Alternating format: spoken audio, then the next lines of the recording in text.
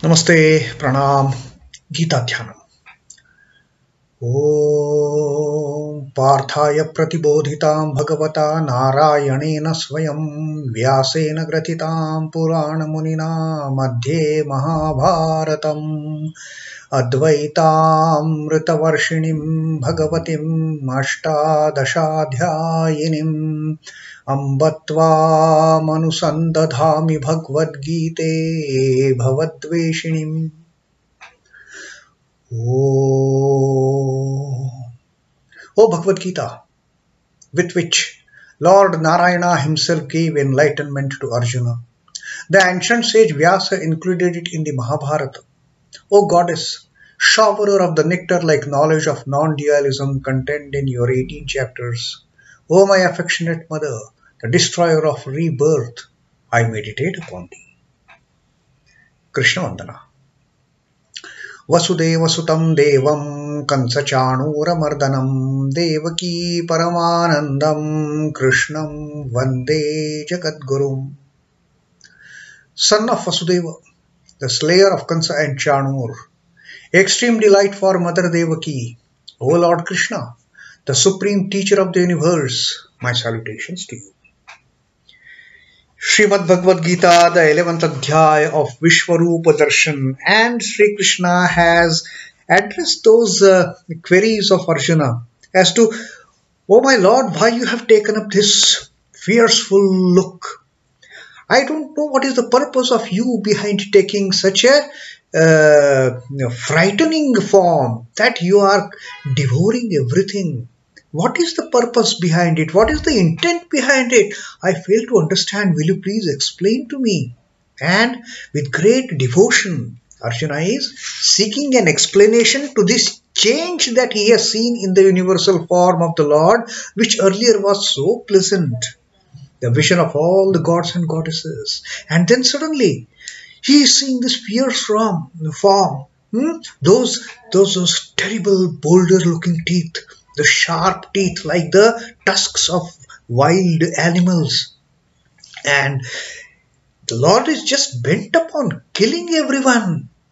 All the hordes of the warriors on the battlefield of Kurukshetra, they are rushing into the mouth of the Lord to be chewed, to be destroyed, to be annihilated, to be made into a churna, in the powder.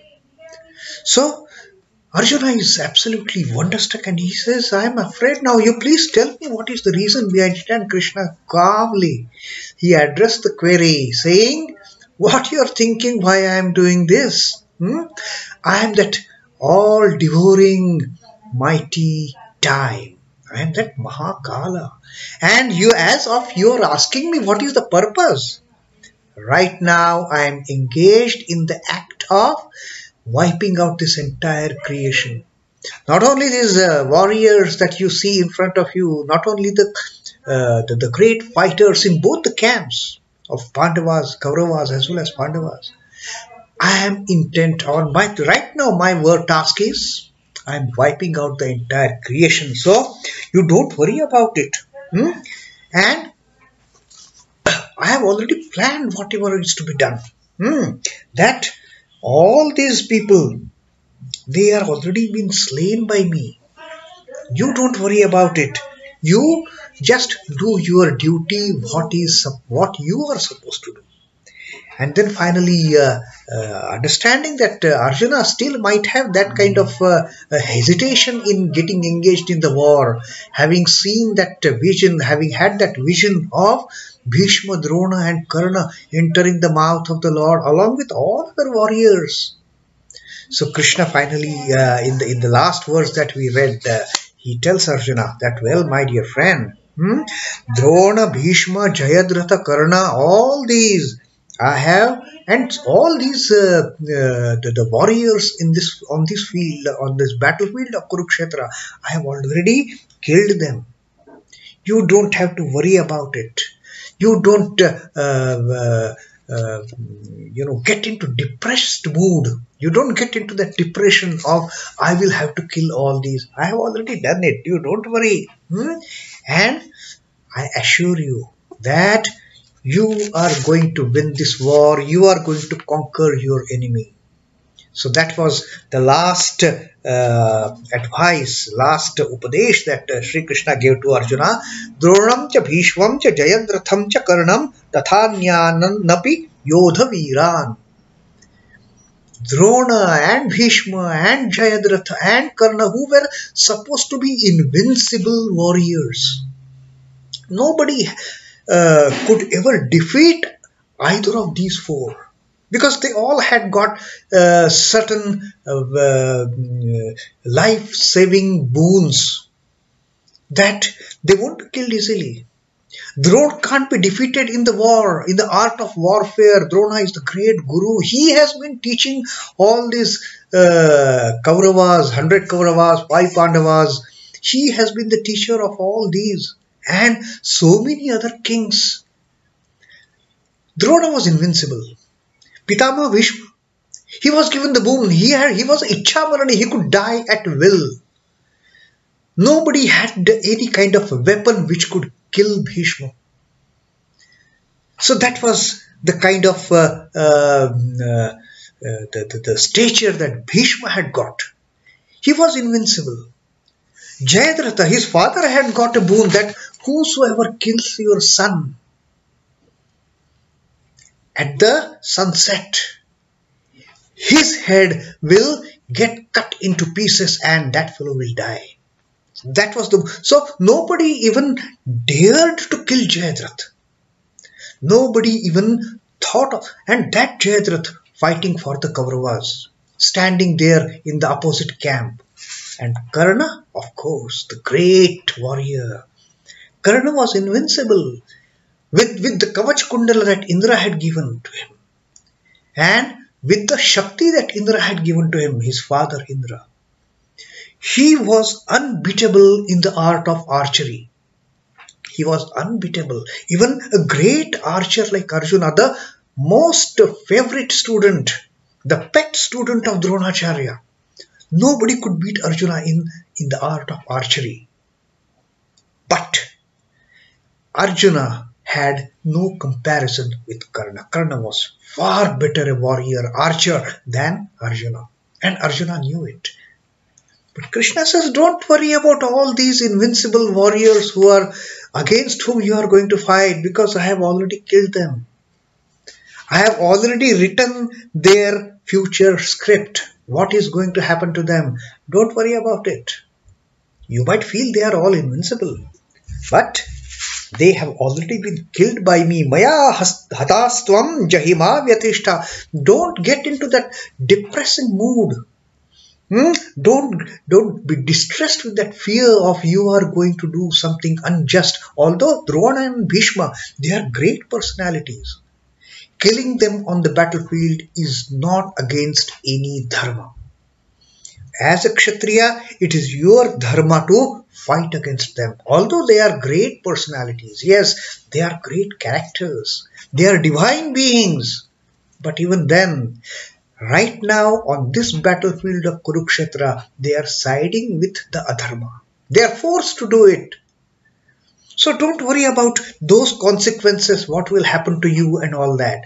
Get out of that fear. Don't be distressed with the fear of waging a battle, waging a war against Bhishma and Drona. Jayadratha and Karna, anyway, they are going to die. I mean, there is no harm you are killing them at all, because they have always sided with the evil. Not like Drona and Bhishma. Bhishma, they have been compelled, they are forced by the decisions they took in the earlier part of their lives. So don't worry about that. Maya hantan tvam jahima vyatishta. You don't worry about it. Yuddhasvate jetasi rane sapatna. Just go and fight, and I assure you, you will conquer your enemy. You will get a victory in this war. You will just crush your enemy like pieces. So that was the assurance that Sri Krishna gave to Arjuna in the 34th shloka that we read. Now today, in the 35th shloka, now Sanjay is telling Dhritarashtra that what is happening now after Sri Krishna's words after Sri Krishna's assurance to Arjuna that you are going to win this war. I have already killed Drona, Bhishma, Jayadratha, Karna. Now Sanjay is telling this to Dhritarashtra.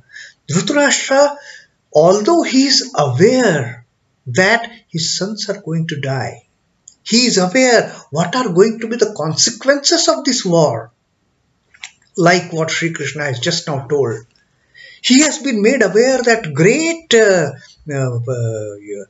beings, the great, the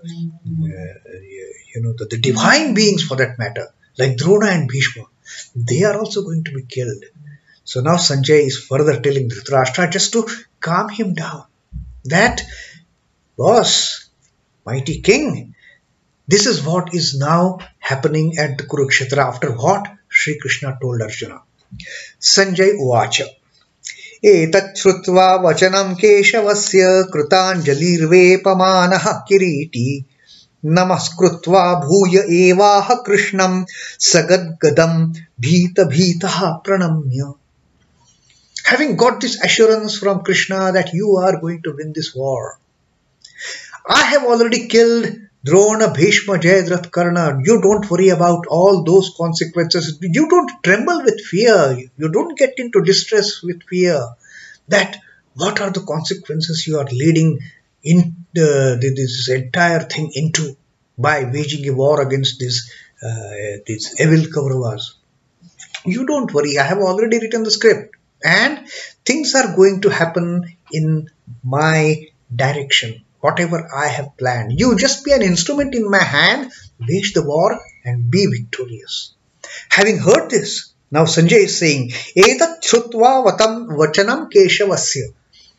Having listened to these words of Keshava, having heard to what Krishna has just told, the great assurance that he has given. Now, what is the reaction with Krishna, with Arjuna? kṛtāñjalirvepamānaḥ kirīṭī. Kirīṭī is the one with the crown on his head. Arjuna is, after all, he is a prince.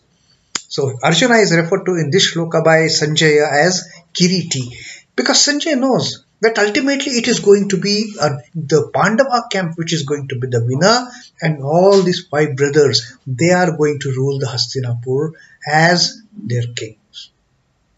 So Sanjay has accepted this fact, and Sanjay indirectly is telling Dhritarashtra that it is the Arjuna who is wearing that crown, who is the kirīṭī, kṛtāñjalirvepamānaḥ, with folded hands. Anjali, kṛtāñjali, with folded hands. Arjuna is just trembling now. He is vepamānaḥ. He's trembling with excitement, trembling with whatever he has heard from Krishna, trembling with whatever he has seen in that Vishwarupa. Arjuna is not in his ordinary mood now. He is into that divine fervor. He is into that divine fervor, and therefore with folded hands, he is not able to control his sentiments, his emotions, even his physical stature. He is trembling now. Trembling, not really trembling in a sense, trembling with fear or anything. He is trembling with the divine fervor. His body is not under his control, having seen whatever and having heard whatever the Lord has told him.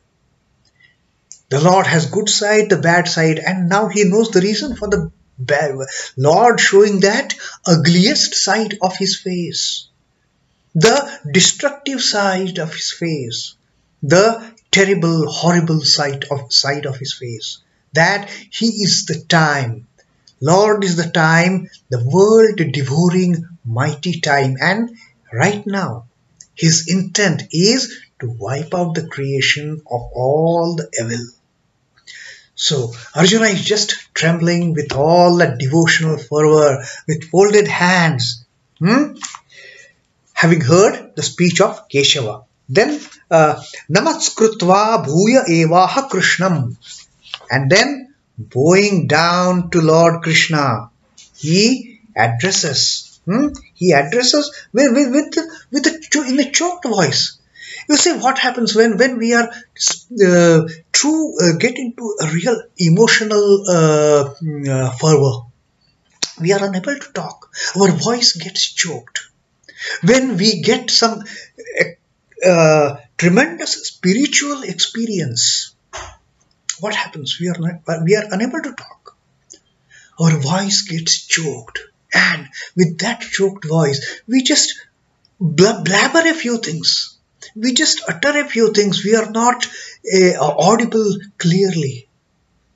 So this is what is the immediate reaction of Arjuna after listening to that wonderful explanation by Sri Krishna and that wonderful assurance that I know you are going to